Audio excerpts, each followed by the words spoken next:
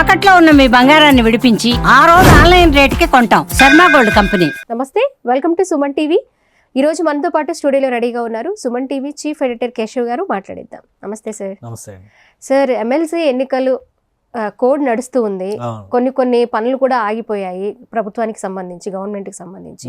కానీ అమరావతిలో మాత్రం అంతే స్పీడ్గా పనులు జరుగుతున్నాయి. ఎప్పుడైతే స్టార్ట్ చేశారో అంతే స్పీడ్గా కంటిన్యూ అవుతున్నాయి. మరి ఎన్నికల కోడ్ అమరావతికి వర్తించదండి? అంటే అమరావతి పనులకి సంబంధించి కొన్ని అబ్జెక్షన్స్ ఆల్రెడీ రైజ్ చేశారు. ఓకే, అవతల పార్టీలు ఉంటాయి కదా, ఆటోమేటిక్ గా అక్కడ యాక్టివిటీకి సంబంధించి కంప్లైంట్లు వెళ్ళినాయి. అయితే సిఆర్డీ అధికారులు కూడా క్లియర్ గా ఎలక్షన్ కమిషన్ కి లెటర్ రాశారు. ఎందుకంటే విజయవాడ, కృష్ణా, గుంటూరు గ్రాడ్యుయేట్స్ ఎమ్మెల్సీ స్థానానికి ఎన్నికలు ఉన్నాయి కాబట్టి ఈ పరిధిలోనే గుంటూరు అమరావతి ప్రాంతం వస్తుంది కాబట్టి అబ్జెక్షన్స్ రాశారు. అయితే క్లారిటీ ఇచ్చింది ఎలక్షన్ కమిషన్. చాలా స్పష్టంగా చెప్పేది ఏంటంటే అమరావతికి సంబంధించిన పనులు ఆపాల్సిన అవసరం లేదు. పైగా ఇవి ఆల్రెడీ ఇంతకు ముందర మొదలైనవి.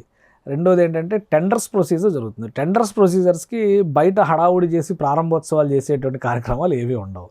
సో ఇప్పుడు డిసెంబర్లో క్లోజ్ అయిన టెండర్స్, జనవరిలో క్లోజ్ అయిన టెండర్స్ సంబంధించి ఫైనల్ బిడ్స్ ఎవరికి, ఫైనాన్షియల్ బిడ్స్ అన్ని వెరిఫై చేసినాక ఫైనల్ బిడ్ ఎవరు గెలిచారు, ఎవరికి పనులు ఎండార్స్మెంట్ చేయాలనేది మాత్రమే జరుగుతుంది.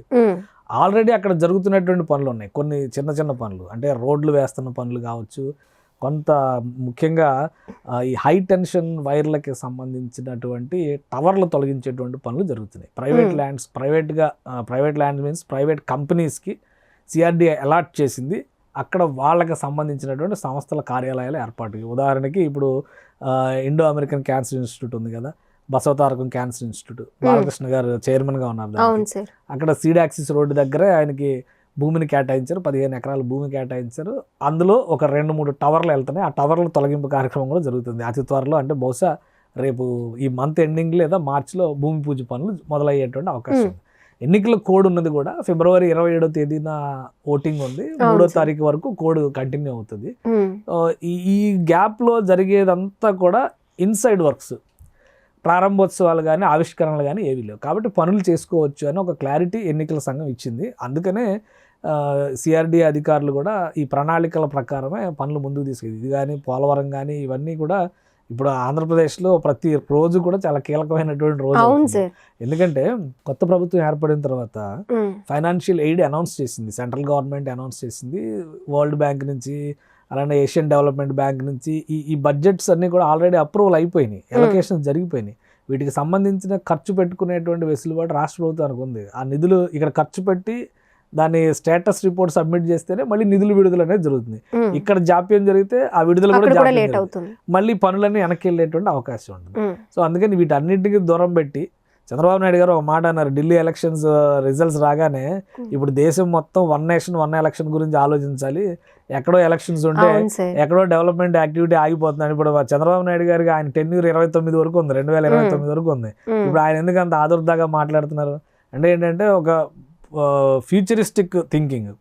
ప్రభుత్వం ఏం చెప్పి, కేంద్ర ప్రభుత్వం ఏం చెప్పింది, 1 నేషన్ 1 ఎలక్షన్ ఉంటే అసెంబ్లీల దగ్గర నుంచి కేంద్రం వరకు ఒక సెట్లో ఎలక్షన్స్ జరిగిపోతాయి, మళ్ళీ ఆ స్థాయిలో ఎలక్షన్స్ ఉండవు. అలానే స్థానిక సంస్థల ఎన్నికలకు సంబంధించి ఒక సెట్లో డిసైడ్ చేస్తారు. అంటే మొత్తం మీద ఒక 100 days ప్రొసీజర్ అనుకుంటే ఒక 3 నుంచి 4 నెలల ప్రొసీజర్లో ఎలక్షన్స్ అనేవి కంప్లీట్ అయిపోతాయి. రాజకీయాలకు తావు ఉండదు. ఇంకప్పుడు నెక్స్ట్ అంతా ఏం చేయాలి, డెవలప్మెంట్ అనే యాంగిల్లో చూడాల్సి ఉంటుంది. సో ఇప్పుడు అందుకే చంద్రబాబు నాయుడు కూడా ఆ మాట అన్నారు. కానీ ఇప్పుడు ఆంధ్రప్రదేశ్లో జస్ట్ ఒక ఎమ్మెల్సీ స్థానానికి సంబంధించిన ఎలక్షన్ గురించి రాజధాని నిర్మాణం పనులు ఆపేయడం అనేది సహేతుకం కాదు కదా. అది ఈ రోజు మొదలుపెట్టింది కాదు. ప్లస్ ఈ రోజు జరుగుతున్నటువంటి పనుల తీరును బట్టి ఓట్లను ఇన్ఫ్లుయెన్స్ చేసేటువంటి అవకాశం కూడా లేదు. సో అందుకనే కొన్ని విషయాల్లో ఎలక్షన్ కమిషన్ కూడా చాలా వైజ్గా ఆలోచిస్తుంది. అమరావతి పనులకి సంబంధించి లైన్ క్లియర్ చేసింది. ఈ 2 రోజుల్లో ఇంకొక డెవలప్మెంట్ కూడా జరిగింది. ఎయిమ్స్కి సంబంధించి 10 ఎకరాల ల్యాండ్ని కూడా రాష్ట్ర ప్రభుత్వం అడిషనల్గా కేటాయింది. ఆల్రెడీ ఇప్పుడు 183 ఎకరాల్లో ఎయిమ్స్ని అక్కడ ఒక పెద్ద నిర్మాణం, అంటే అంత సూపర్ స్పెషాలిటీ హాస్పిటల్ కోస్టల్ బెల్ట్లో ఎక్కడా లేదు. 1000 పడకల ఆసుపత్రిగా దాన్ని కట్టాలనుకున్నారు. ఇప్పుడు ప్రస్తుతం 650 పడకలు అందుబాటులో ఉన్నాయి. రేపు దాన్ని ఇంకా ఎక్స్టెండ్ చేయాలని చెప్పి అనుకుంటారు. దానికి అడ్జసెంట్గా ట్రామా సెంటర్ని ఏర్పాటు చేయాలని గత ప్రభుత్వాన్ని కూడా విజ్ఞప్తి చేశారు. గత ప్రభుత్వం ల్యాండ్ అలాట్మెంట్ మీద పెద్దగా అసలు నీళ్ళే ఇవ్వలేదు కదా గత ప్రభుత్వం. మంచినీళ్ళకు సంబంధించినటువంటి సమస్యనే పరిష్కరించాల. ఈ ప్రభుత్వం వచ్చినాకే అక్కడ మళ్ళీ ఈ లాస్ట్ 4-5 monthsలోనే ఒక ట్రీట్మెంట్ ప్లాంట్, వాటర్ అలొకేషన్కి సంబంధించి డెడికేటెడ్ కెనాల్ అంటే ఛానల్ని ఏర్పాటు చేసేటువంటి ప్రయత్నాలు కూడా ఈ ప్రభుత్వం చేస్తుంది. బహుశా అది అతి త్వరలో ఓపెన్ అయ్యే అవకాశం ఉంది. ఇప్పుడు అక్కడే బహుశా కొండదిబ్బ ఏరియానో ఏదో ఉంది, ఆ ఏరియా దగ్గర ల్యాండ్ ఇంకో 10 ఎకరాలు కేటాయించారు. అక్కడ ట్రామా సెంటర్ ఏర్పాటు చేయాలని ఏడాదిన్నరలోగా తీసుకురావాలనేటువంటి ఒక ప్రణాళికని ఇచ్చారు. సో పనులు వేగంగా జరగాలి, డెవలప్మెంట్ యాక్టివిటీ ముందుకు సాగాలి అంటే కనుక ఈ ఎన్నికల కోడ్లు ఇవన్నీ పెట్టుకుంటే అవి అయ్యేటువంటి పనులు కావు. అమరావతి పనులకు సంబంధించి దేనికి అదే డెడ్ లైన్స్ క్రియేట్ అయిపోయి ఉన్నాయి ఆల్రెడీ.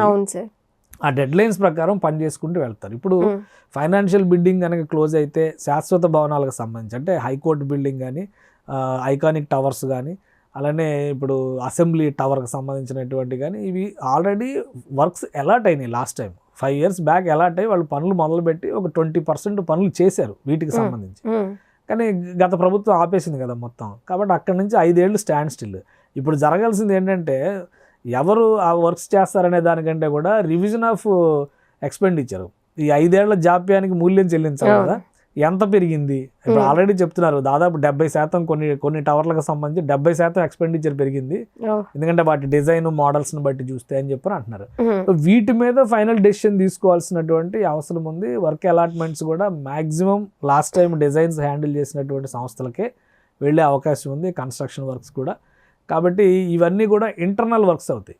ఎన్నికల కోడ్ ఎఫెక్ట్ ఏమీ ఉండదు. కాబట్టి ప్రశాంతంగా ఈ ప్రొసీజర్స్ అన్నీ కనుక ముందుకు తీసుకెళ్తే దాదాపు మార్చి 1st weekలో పూర్తి స్థాయిలో వర్క్స్ జరగడానికి అయితే అవకాశం కనిపిస్తుంది అమరావతిలో. ఎందుకంటే ఇప్పుడు ఒకేసారి అమరావతిలో నిర్మాణ ప్రక్రియ మొదలు పెడితే కూడా దాదాపు 15,000 నుంచి 20-25,000 మంది వర్కర్స్ కావాలి, ఇంజనీర్స్ కావాలి. ఒకవైపు ఎక్స్పర్ట్స్ ఉండాలి, ఇంకోవైపు నుంచి కింది లెవెల్లో పనిచేసేటువంటి వర్కర్స్ స్టాఫ్ కూడా ఉండాలి. సో అంత యాక్టివిటీని హ్యాండిల్ చేయాలంటే ఇప్పటి నుంచి అన్ని పూల్ చేసి రెడీ చేసి పెట్టుకోవాలి. సో ఈ టైం మొత్తాన్ని కూడా సిఆర్డీఏ అధికారులు, రాష్ట్ర ప్రభుత్వ అధికారులు సద్వినియోగం చేసుకోవడానికి కావాల్సిన ప్రణాళికని సిద్ధం చేసుకున్నారు. ఎన్నికలు కూడా ఆటంకం దానికి ఎట్టి పరిస్థితిలో లేదు. Already state level bankers meet కూడా ఈరోజు చంద్రబాబు నాయుడు గారు ఆర్గనైజ్ చేశారు. రాష్ట్ర అవసరాల కోసం బ్యాంకులు ఇవ్వబోయేటువంటి సహాయం సహకారం ఖచ్చితంగా అమరావతికి కూడా ఉంటుంది. ఎందుకంటే ఇంటర్నేషనల్ బ్యాంక్స్ ఫండింగ్ ఇస్తున్నాయి కదా.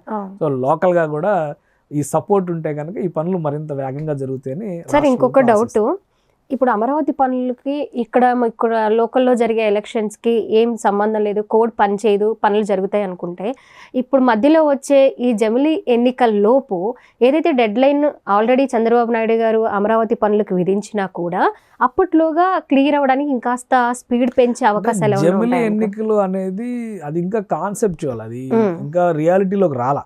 ఓకే, అది ఒక చట్టం కింద రూపాంతరం చెందాలి, ఒక డేట్ ఒక టైం ఫిక్స్ కావాలి. ఆ లోపు మిగతా సిస్టమ్స్ అన్నింటినీ స్ట్రీమ్లో, ఇప్పుడు నిన్నగా మొన్న ఢిల్లీలో ఎలక్షన్స్ జరిగినాయి, నెక్స్ట్ ఇయర్ జమిలీ ఎన్నికలు అంటే అక్కడ గవర్నమెంట్ మళ్ళీ క్లోజ్ చేయాల్సిన పరిస్థితి వస్తుంది కదా.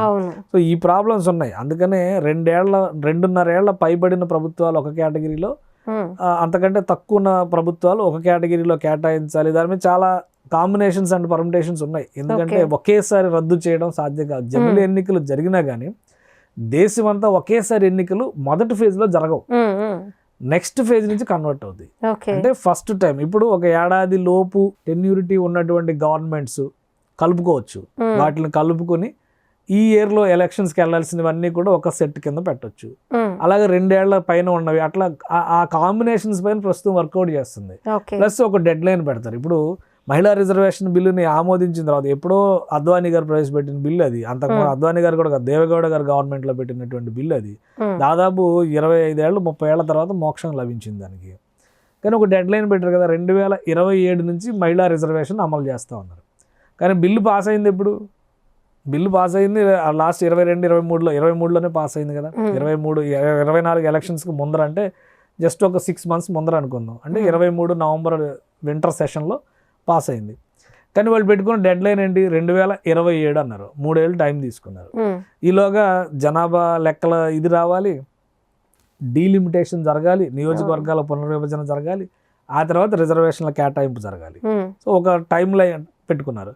సేమ్ రేపు జమిలీ ఎన్నికలు అనే దానికి కూడా టైం లైన్ ఉంటుంది. 2028 నుంచి పెట్టాలా, 29లో జనరల్ ఎలక్షన్స్కి వెళ్ళేటప్పుడే మిగతా వాటిని అన్నింటినీ కలుపుకొని, అంటే బిలో 1 year టెన్యూరిటీ ఉన్న రాష్ట్రాలను కూడా కలుపుకొని ఎన్నికలు పెట్టాలా.